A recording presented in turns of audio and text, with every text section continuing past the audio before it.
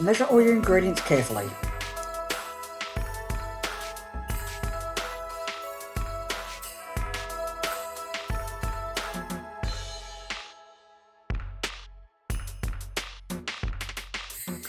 Grate the carrots.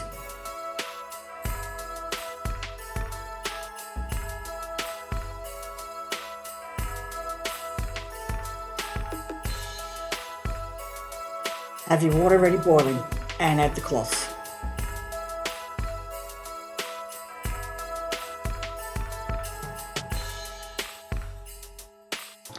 Reread the recipe. I like to grate the butter.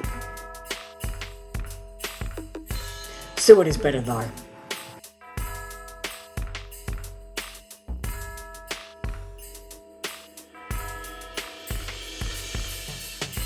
Add your flour. And it's easy to mix it with hands. You want it to resemble fine breadcrumbs.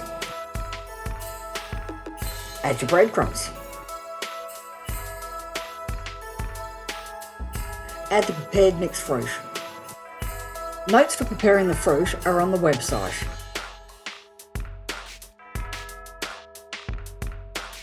And mix well.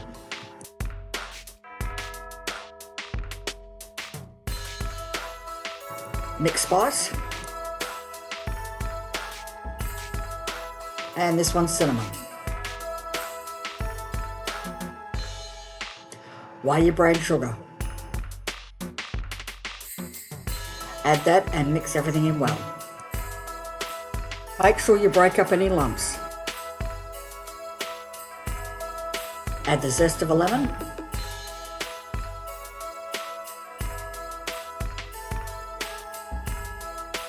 And your grated carrot.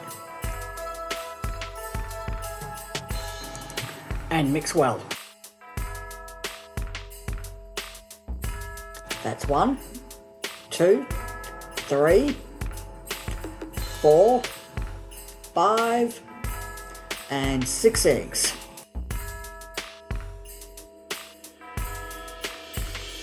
Give them a good whisk.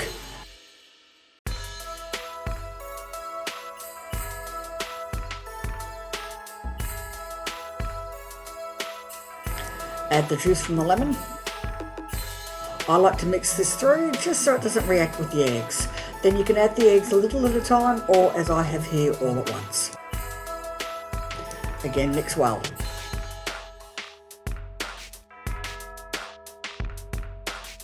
Double check the recipe to make sure you've got everything, and you can't beat hands for mixing.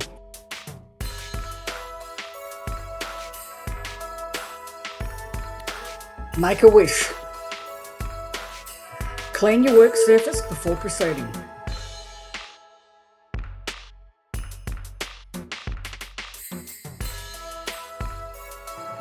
Drain the cloths, but keep the water because you'll need this to boil your pudding in. Add a plate inverted to the bottom of the saucepan to protect the pudding.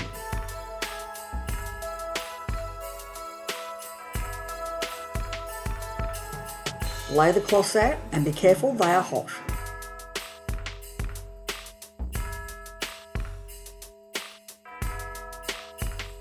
Dust with a little bit of plain flour and make sure you spread this out.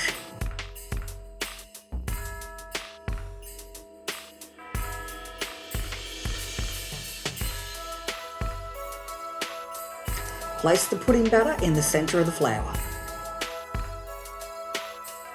Use the cloths to start to roll it up into a round shape.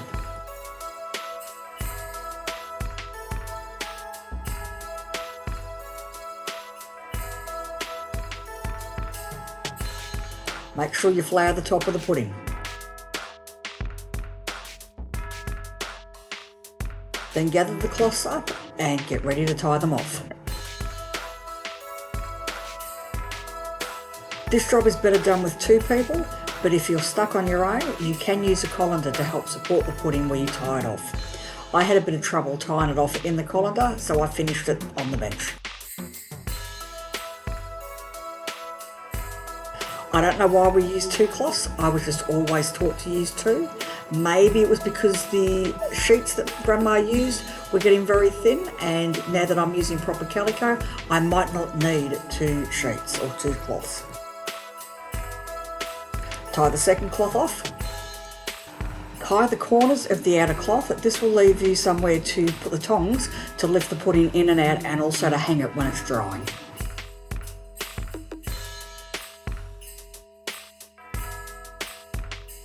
Boil it now for 4 hours, but you want it on a gentle simmer. Once it's finished, put it in the colander to drain and then hang until Christmas.